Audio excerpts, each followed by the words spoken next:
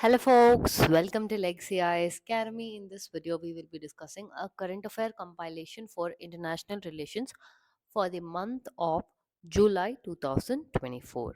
Alright, this video is presented to you by your faculty Sushma KP. Now, the course of this video is strictly aimed at your prelims 2025. So, all the questions that we will be looking, the topics we will be looking, will be from only prelims perspective. We will see the topics based on MCQs. We will discuss few of them just to get an idea as to what questions can be asked from this. Alright, let's get the video started. In this month current affair compilation, we will be discussing about the topics of your instability in India's neighborhood, international humanitarian law, Shanghai Cooperation Organization. We will be discussing about your India-Russia relations, India-UK relations. We will also be discussing about your India-Pacific Island nation relations. We will be discussing about your Western Indian Ocean. We will be discussing about your MERCOSUR. We will be discussing about your Colombo process. And at the end, we will be discussing about your Jan Aushadhi Kendras in Mauritius. Alright? Before we begin, we have a small announcement from Legacy IAS Academy.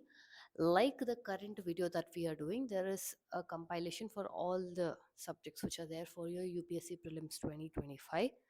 And if you are interested in answer writing, how to write your mains answers, etc., Legacy IAS Academy has come up with Impact 2025. The link for both of these is present in the description box below. Do check that out. Let's get back to the topic. The very first topic that we will be discussing is instability in India's neighborhood. Now, when I say instability in India's neighborhood, today we have to count our blessings that we are in India. Because what is happening right now in South Asia, if you see, it is kind of alarming and scary. Why do I tell that? The day we are recording this video is in March.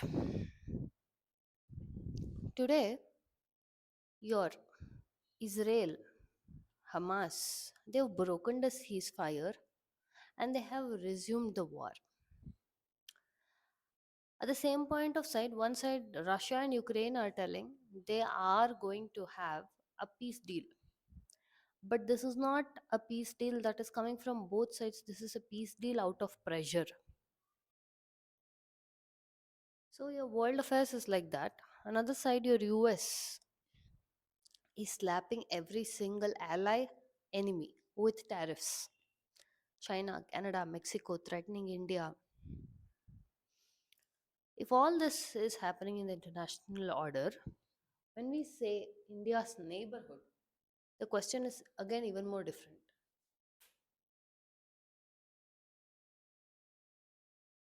What do I mean by that? For example, let's take Bangladesh. Presently, Bangladesh has had a coup. Now, when I say has had a coup, it is not something that your military has tried to overtake the government, overthrown the government, but there are allegations of possible coup in Bangladesh from Pakistan. Your Jamaat-e-Islami is having favors from your Pakistan. There are allegations that ISI is trying to replace the army chiefs of Bangladesh. And this is happening on the backdrop of the scenario in Bangladesh where the former prime minister was ousted from Bangladesh and now who is taking refuge in India. Previously, if you see, India and Bangladesh, that is under the former prime minister of your Bangladesh, India had good relations. India and Bangladesh were more focused on your counter terrorism, especially because of our huge shared border, 4,000 odd kilometers. So this is on one side. The new Jamaat Islam is not favorable to India. The party who's going to come in, we don't know what will be the relationship with them. So our present relationship with Bangladesh has been escalated and high on tensions. To add to this, the issue with Bangladesh again is there is lot of ethnic fighting, ethnic clashes, ethnic violence, minority majority fightings, where a majority section of Hindus and your certain section of Indian people are ill treated in Bangladesh. As a counter to that, your Bangladesh treating Indians like this, it relies heavily on India, especially Kolkata, for your healthcare, hospitals, etc. But the hospitals and doctors have held that no, we will not treat them. They are not treating our people well. Why should we treat their people well? To fill now the gap and void of this healthcare, China stepped in telling we will create hospital facilities of 1,000 beds. Each and every time relations are becoming tense with our neighbors, and we have a different policy with them, wherein this is not, India and Bangladesh was not having a strained relationship, but right now phase is very heated up phase. When Bangladesh is having this tense moment, the one who is trying to give a arm or a cold tear or a cold drop of water in the hot burning fire is China. Is this happening only with Bangladesh? No, it's happening with all our disturbed neighborhood. When I say disturbed neighborhood, almost every single country has one or the other issue. Next comes here Myanmar. Myanmar is having issues from past 2021, so it has begun its had it coup, and then civil unrest, and then again people their chin come towards India, that is our borders through your Manipur and all these regions, Arunachal Pradesh. What is happening? This instead is creating violence within India. And to this, when India is starting to do your complete fencing of borders with respect to your Myanmar, again they are having an issue with that. When this issue is having between India and Myanmar, China is the one who's trying to do the comforting arm thing again. Now let's come to your Nepal. Nepal has had a lot of political instability. They have changed to 14 governments, 16 governments to be specific, in the last 14 years. So they are having a lot of political instability. Alongside that, they've changed their constitution multiple times. They are not keeping the minorities in their own country or giving them proper citizenship status. They are a landlocked country who are dependent on India during all your earthquakes, etc. India is the first one to respond, provide aid to the disaster. Despite that, the relationships are now very much escalated with your Nepal and India, and the country that in Nepal is trying to go towards to ease off the tensions between India is your China. And if you see with respect to your Afghanistan, previously before Taliban took over, yes, India had a good relationship with Afghanistan. It had invested heavily in the pipeline projects, Tapi pipeline, etc. Infrastructure, vaccines, wheat, humanitarian aid, assistance, everything was given. But especially with the Taliban taking over, India has not yet set or defined its relations with Afghanistan. And your Afghanistan is close with Pakistan, and your Pakistan is the gateway or your entry for your China into Afghanistan. So all over our neighbors are very much now in a very escalated situation. Now, for example, if you see of your Mauritius, Mauritius bought in India out policy. Despite this, India increased its aid to Mauritius by 50%. So India is trying to play its game as a proper, suitable neighbor, but with the China threat, this has become increasingly difficult. Now, if you see your European Union or even the South American South participation, etc., if you see, they're all having a collective conjoint. But whereas in South Asia, it is very much lagging behind. Look at ASEAN, for example, look EU, for example, look for your MERCOSUR, for example. All of them are faring better compared to your South Asian regions. Yeah, again, why? Your Pakistan issue, China issue. So we are not able to establish a strong foothold of your South Asia because of this particular region.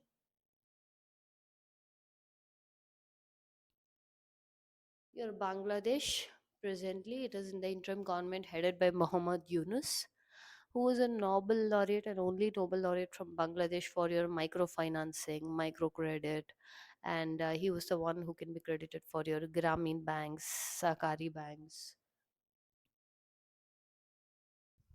Look at this.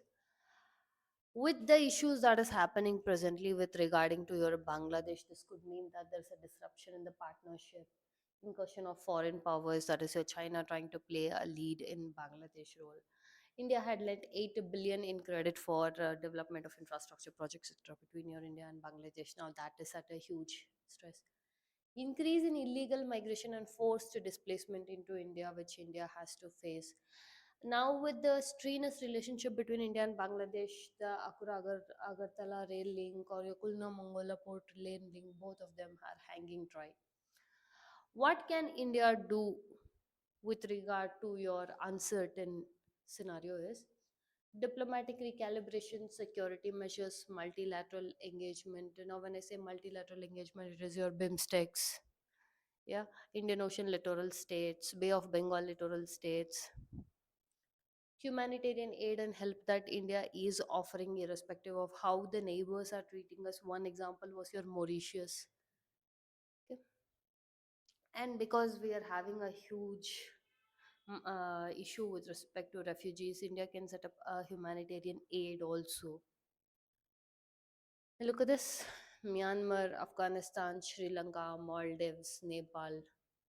Despite all the scenario, India has and is been trying to play a good lead as a neighbor. So India is still strongly adhering to its neighborhood policy, but it is not enough as compared to your established organizations such as your ASEAN. Now, when I say established organization, they're trying substantially increasing with their GDP levels. Here, it is not much growing. It's not growing past 6% of the contributions.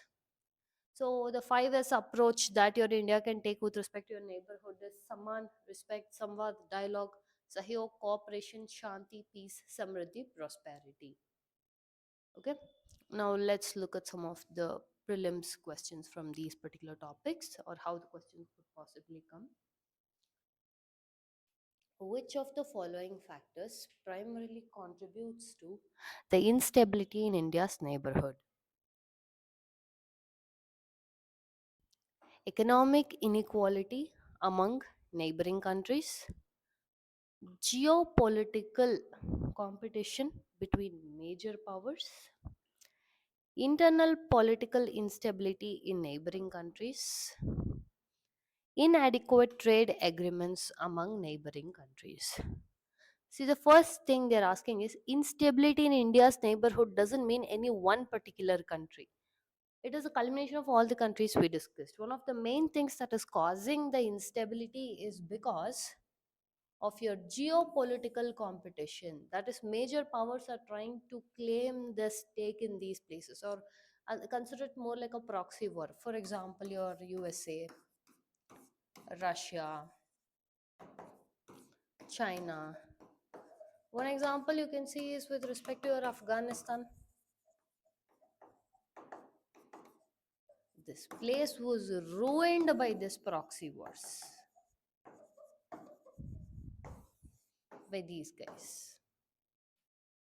So this is the reason, one of the main reasons for instability. Which of the following countries has witnessed a continuous border conflict with India since its independence? See, whenever you say a neighboring country, everyone will have a border issue. But if there is one country we are always having issue with the border conflict among this, it is Pakistan. Here, all of us we have issues, because if you say neighbors, we will have issues, but none to the extent of this. Okay, that is why I put this question. Which of the following agreements is related to the peace process between India and Nepal regarding territorial disputes? Now, this when we're speaking from your British India. Okay, from their point of time, the issues that we are having, wherein Nepal lost few of its territories, and even today the claims are based on those agreements. Okay, what are those? Shimla Agreement, Thimphu Agreement, Sugali Treaty, Indus Water Treaty. The correct answer is Sugali Treaty. Because of your ridiculous things that your British did, we are suffering still today. The boundary disputes that we have all arises from their faulty way of boundary disputes. That is faulty way of boundary commissions. They never took the realities of the ground nor the people. They just wanted to do something, leave and go, for which we are paying the price even today. What is the primary cause of the political instability in Afghanistan, which affects India's security interests in the region? Ethnic divisions and tribal conflicts, Islamic fundamentalism and terrorist activities, lack of economic development, territorial disputes with Pakistan. The correct answer is Islamic fundamentalism and terrorist activities. Which of the following nations is a key player in the stability of Indian Ocean region but also a cause of geopolitical instability in India's neighborhood? In simpler terms, this question is just a minute summation of what is the topic that we discussed. It's a crucial person or a crucial partner in Indian Ocean, but also the driver of instability for your India. Japan, China, Indonesia, Australia. The answer is China. This question is nothing but a culmination of the entire topic. Which of the following initiatives by China in the South Asian region has raised concern for India's strategic interests? South Asian Free Trade Agreement, SAFTA, China Pakistan Economic Corridor, Colombo Port City Project, Bangladesh, China, India, Myanmar Corridor. Correct answer is your CPEC or your China Pakistan Economic Corridor. What is the key reason for the instability in Sri Lanka which affects India's security? Ethnic tensions between Sinhalese and Tamils, influence of radical Islamist groups, economic instability and debt crisis, political power struggles between political parties. One of the things in the question you have to see is key reason for instability in Sri Lanka is one thing, means which affects India's security. Both of this should be taken into regard. So that is ethnic tensions between Sinhalas and Tamils. Okay. Which one of the following region is a major source of instability in India's northeastern states due to cross border insurgency and migration? See, here again, like I said, all of these places you can put it into the question, but consider it more like in which country are we sharing the maximum of our border with, because that is where you will have a lot of issue. So here the correct answer is your Bangladesh. In the beginning, like in the video itself, I told you around 4,000 odd kilometers. The next topic that we will be looking into is international humanitarian law. First and foremost, you have to understand the difference between international human rights law versus international humanitarian law. Okay, this is very important to know the difference. International humanitarian law means this is applicable during your periods of war, aggression, soldiers taking over a place of this another country's land, whether there is opposed reactions or not. This is applicable more in the period of war times. International human right law applies either during your peace period or war period. Irrespective of it, this applies. This is more in your military scenarios or when war is going on. Understanding? So both are different. Do not consider it, confuse it. So this topic came into picture is because it was the 75th anniversary of your Geneva Conventions of 1949. Specifically, it speaks about treatment of civilians, prisoners of war, and soldiers, wherein, if at all, look at this word, the law of war or law of armed conflict.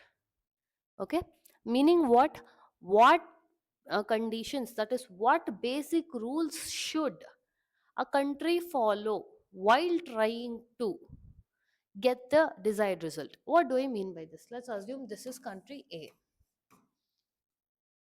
this is country B.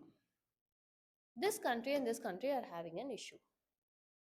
This country will now decide it will launch rockets, missiles. But one basic thing this country should think is it should not hit your civilians or it should not be hurting civilians. They were not the part of this, right? You both will hit your army bases, you both will hit your nuclear facilities, those kind of things. Again, god forbid none of those happen, but what we're trying to tell is this section to be kept out of your ambit. We have something called as here a theory of proportionality, meaning what?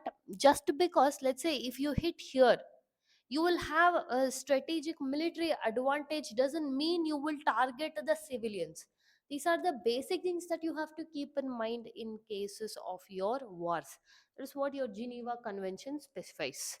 But this is not always ever followed. This has come into recent criticism is because in your Israel Hamas war, Russia Ukraine war, neither of them followed it. And the criticism was there was no agency or organization to make them do that. Again, when you go to UN, you have permanent council, you have the veto powers. So this has not been able to be visualized to what it was brought in about. So that is the criticism that is. So for Geneva Conventions, and this is almost a universally declared, meaning what? Universally acceded to or ratified. Majority of the countries are a member of your Geneva Convention. Where does this applies to? In case of your declared wars or armed conflict between two nations, a nation that is partially or totally occupied by the soldiers of another nation. Okay.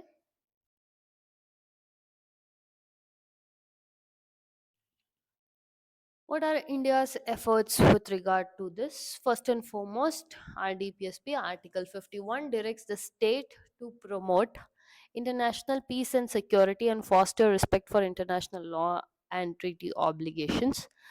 Another thing is peacekeeping operations. India is a vital and key contributor to your UNPKF, that is your UN peacekeeping force.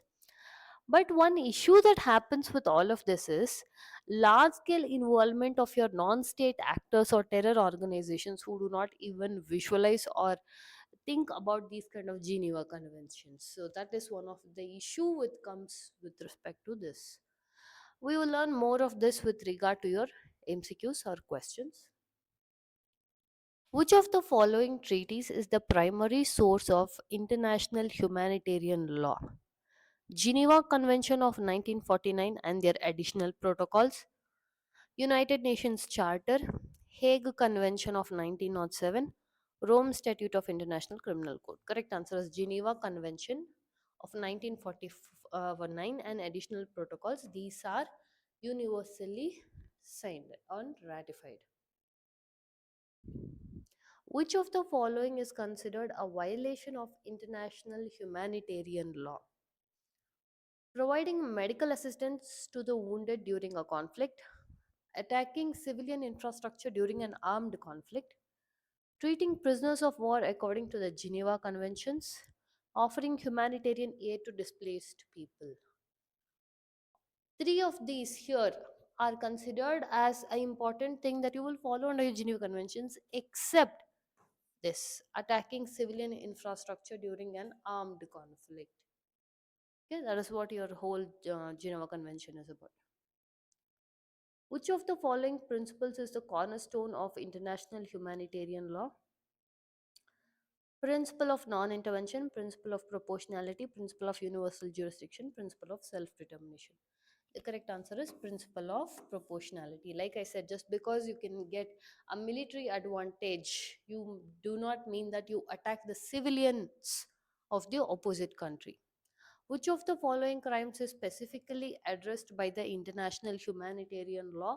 Genocide, human trafficking, drug trafficking, corruption. The correct answer is genocide. The principle of distinction as laid out in international humanitarian law requires that military forces must avoid attacking civilian population. Humanitarian aid must be provided only to combatants. The use of nuclear weapons is completely prohibited. All civilians must be treated as prisoners of war. The first and foremost, humanitarian aid must be provided only to combatants. No, it has to be provided to non combatants. The correct answer here is military forces must avoid attacking civilian populations. Which of the following is a key feature of additional protocols to the Geneva Convention of 1977? prohibition of biological and chemical weapons, protection of victims of non international armed conflicts, establishment of international criminal court, definition of war crimes. The correct answer is protection of victims of non international armed conflicts. Here, see, pretty much everything will come in. Your prohibition of biological, chemical weapons, because again, those will be target of your civilians. Those should not be happening. Which of the following is not a category of protected persons under international humanitarian laws? Civilians, prisoners of war, combatants who surrender, political prisoners.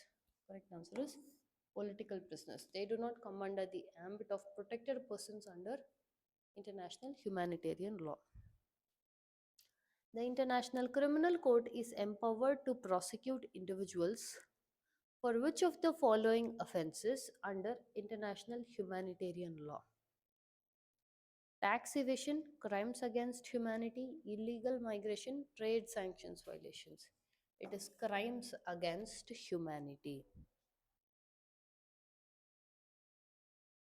Which of the following is a fundamental principle of international humanitarian law regarding the conduct of hostilities?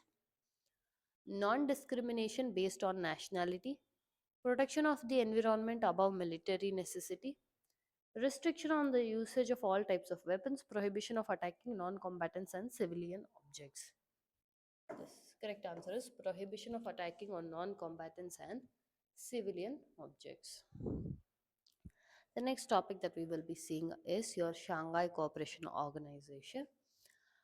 Recently, the 24th summit happened with the Council of Heads of State in Astana, Kazakhstan, where they had your Astana Declaration. Now, when you see with respect to your SEO, the reason this has come into the news is twofold. For the very first time, UN Secretary attended the summit. This was the very first time this has happened with regard to your SEO. They adopted a strategy for combating drug trafficking, SEO anti-drug strategy for 2024 to 2029. What is your SEO means? It is for strengthening multilateral dialogue, striving towards sustainable peace, dialogue, security, yes, everything. Another important thing that you have to know with respect to SEO, and which is the reason why it is in news, is because of your Belarus inclusion in SEO.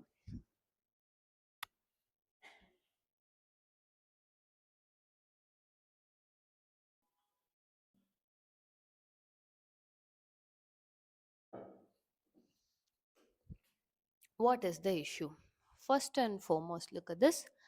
Belarus will be the first European country to join SEO.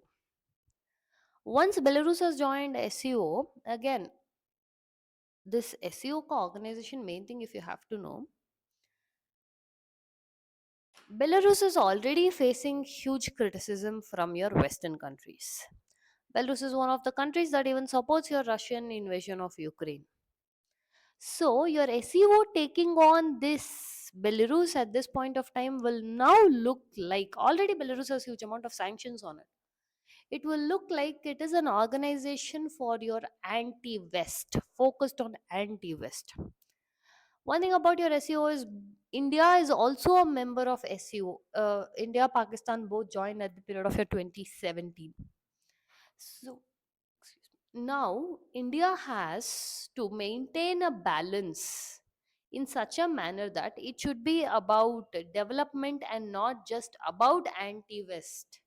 This is the task that your India is now supposed to do, especially with the coming in of your Belarus. Initially, it was founded by Shanghai Summit in 2001 by Russia, China, Kyrgyz Republic, Kazakhstan, Tajikistan, and Uzbekistan. Belarus joined in 2026. Okay. Now, with this Belarus coming into the picture, India has to do this balancing act, which means it is only in this for development and not for your anti West semantics. Now, with the joining of Belarus, especially, it will be seen like that. Your SEO contributes to 23% of the economic output, 42% of its population, more specifically, American 36. Secure SEO, as prompted by our former one of the prime ministers. Security, economic cooperation, connectivity, unity, respect for sovereignty, territorial integrity, and environmental protection. When we said India's role of balancing act, this is how it says. Okay, we'll look into SEO more about with some of the questions. Which of the following countries is not a member of SEO? India, China, Pakistan, Japan. Correct answer is Japan. India and Pakistan both became members in year 2017. Okay. Which of the following countries became a full member of the SEO in 2017? Like I mentioned, India and Pakistan.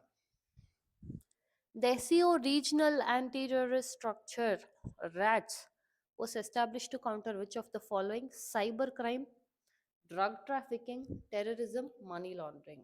Correct answer is terrorism. Major area of cooperation among the member states of SEO: space exploration, environmental protection, counter-terrorism, nuclear energy development. Correct answer is counter-terrorism. Which of the following is the most recent country to become a member of SEO? Belarus, Iran, Afghanistan, Uzbekistan. The correct answer is Belarus. The next topic that we will be discussing is your India Russia relations. See, with respect to India Russia relations, it is a huge amount of topics, content you will have. Okay. Now, when I say huge amount of topics and content, it will have, you also have to know what is essential and what is not essential. For example, if we see one key factor, if we have to take out and highlight from your India Russia relations, one main thing will be your military, okay, defense, research, make in India, joint development, these kind of things. Now that itself is becoming a little bit difficult, especially after your S400s. We didn't have any major defense we didn't have any major defense partnership with Russia because of your sanctions of your USA. Okay, look at this. Recently, the Indian Prime Minister was awarded Russia's highest civilian honor. What is that? Order of Saint Andrew of the Apostle. Okay. Recently, India and Russia also had a 22nd India Russia annual summit. What was the outcome of this? Enduring and expanding partnership focusing on economies, setting a bilateral trade target. This is just the target yet to be reached. 100 billion by 2030. They signed a program for India Russia cooperation and also to investment, etc., in your Russian Far Eastern regions. Now, if you see, these are the huge amount of things that will be there with regard to your India Russia. Each of this we cannot be discussing in detail. The video will become very long. So just you take a screenshot of this or write down in your military deals, and you can write down about your recent drills that was conducted between both of them. Okay. We have your India Russia connectivity projects, which are now in place. That is your north south transport connectivity. We will look more of this with respect to your prelims question. Which of the following is the primary area of cooperation between India and Russia? Environmental protection, defense and security, space exploration, tourism.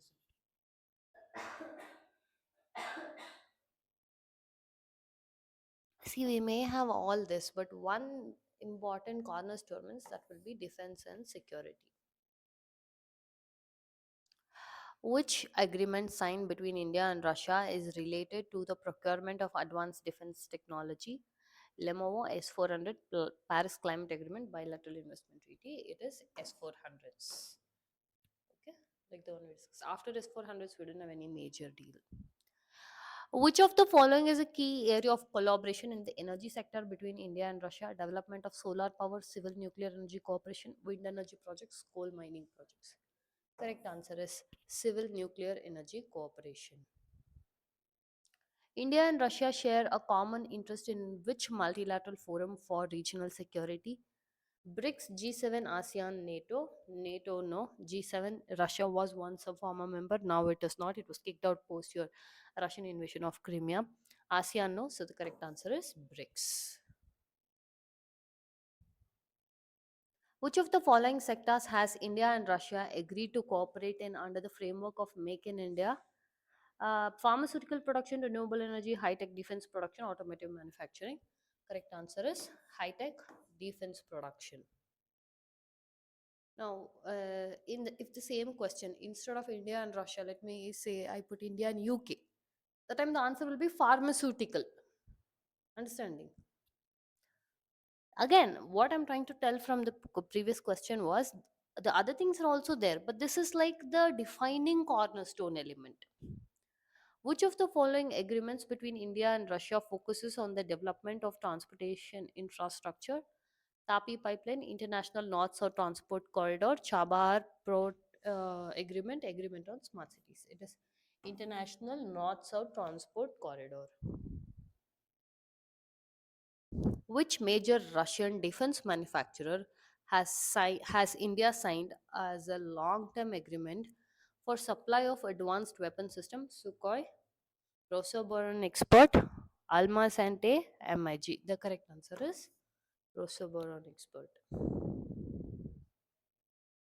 Which of the following areas is a key component of India Russia cooperation in space exploration?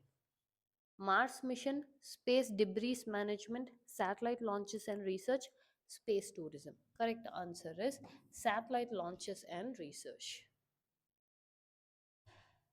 The next topic we will be looking into is your India UK relations.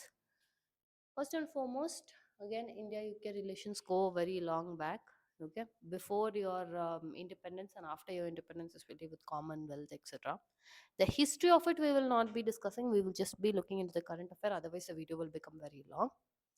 So, what is the current affair part? First and foremost, your UK India Technology Security Initiative has been signed, and it is more into India and UK are also thinking about your FTA, but this is yet to materialize. There's a lot of issues with regard to this. Let's say your EU can bypass the products of you can just put it made and you can put a FTA, so it will be beneficial for them but not to us.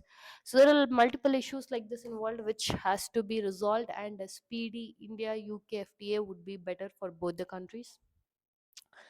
Now they are speaking and discussing this technology or your security initiative is based on your critical and emerging technologies such as semiconductors, AI.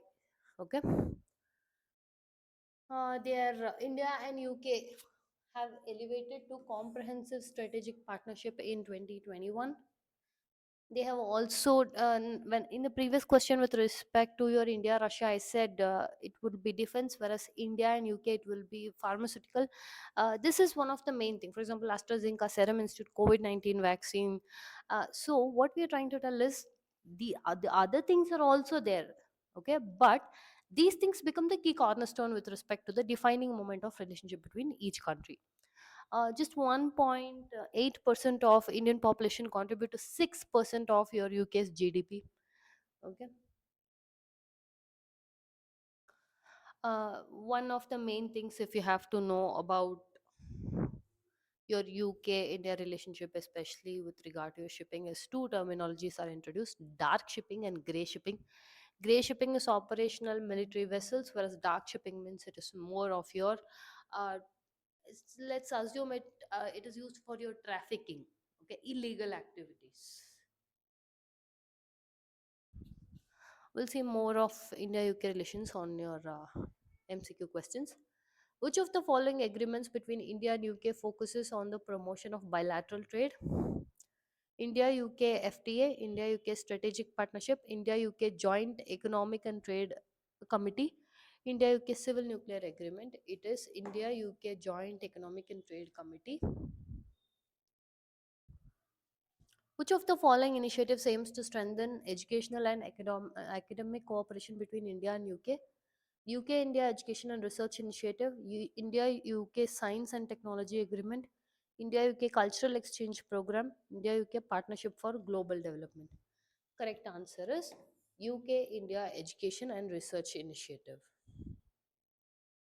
Which of the following is a major area of scientific collaboration between India and UK? Climate change and environmental protection, astrophysics and space exploration, biotechnology and health research, agricultural advancements. Like I mentioned in India, Russia, it will be biotechnology and health research. Next topic we'll be looking at is India Pacific Island nation relations, well, especially with respect to Pacific Island nations. We have three kind of things: Melanesia, Micronesia, and Polynesia. Okay, you have to look into this thing. Why this has come into news is, look at this: Papua New Guinea. It is here. You can see this. India offered humanitarian aid to Papua New Guinea. Okay, so it is trying to adhere to its standards of India being a good member country with respect to respecting its okay, that is Indian Ocean, your littoral states and island nations. India has stood for its India Pacific Islands Cooperation Partnership. Again, one thing with respect to these islands or your island nations or littoral states are the importance that it holds in your geopolitical and geo-economic trade. For example, right now it's become the hot spot of focus in your geopolitical. Your Indo-Pacific region is area of contention between your USA and China. Okay, so this Melanesia, Micronesia, and Polynesia have become the zones of great war game and great power rivalry. Understanding? Your main things, if you have to see, of your Pacific Island countries, that is your island countries and your littoral states. Look at this. This is more of a broader reach of your India's Act East Asia policy, and also if you see the members, Cook Islands, Fiji Islands, Marshall Islands. Okay, so these things you have to understand. But one is a major again issue that we are facing here is China signing a security pact with Solomon Islands. Again, like I said, this is a great war game, so much so that the area and focus has now become more of geopolitical, and it is affecting geo-economic trade. Western Indian Ocean, you have to focus on these places: Indian Ocean, Seychelles, Comoros, Mauritius, Reunion Island, more specifically about your Mauritius, wherein India has doubled its grant, that is increased its grant by 50% of aid to Mauritius, even though Mauritius has bought out India out policy. Okay, the next topic we will be discussing is your Mercosur. India has a preferential trade agreement with Mercosur. What is Mercosur? It is nothing but a Latin word for your Southern Common Market. Okay. Initially, it was formed by Argentina, Brazil, Paraguay, and Uruguay, and it was joined by Venezuela and Bolivia. A recent addition is your Bolivia. Venezuela was kicked out, that is suspended, in your 2016. The next topic we'll be discussing is your Colombo process. This has come into news again mainly is because India has chaired it as the first time. Okay, this is the first time India has become the chair of the Colombo process. What is this Colombo process? It is simple. It will be looking into the management of overseas employment and contractual laborers. Okay, that is your Colombo process. Another last topic of the day is your Jan Aushadhi Kendras. You know, the generic medicines that is very much made available at a cheaper cost, alternative options in your medicines. That is your Jan Aushadhi. So Jan Aushadhi Kendra is introduced in your Mauritius.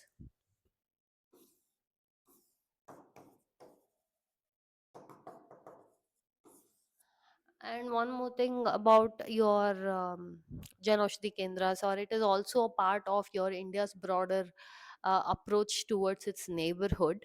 Like again, constantly we've been discussing Mauritius India policy, but yet India tries to do this. Why? Because these are all the littoral states of your Indian Ocean, wherein it is very much important for India to focus for its security purposes. So for that reason, India tries to do much more than what it is asked for. Understanding when we mean that, your Jan Aushadhi Kendras are one such example. Another main thing about your littoral states is they are the major boost and contributors to your blue economy.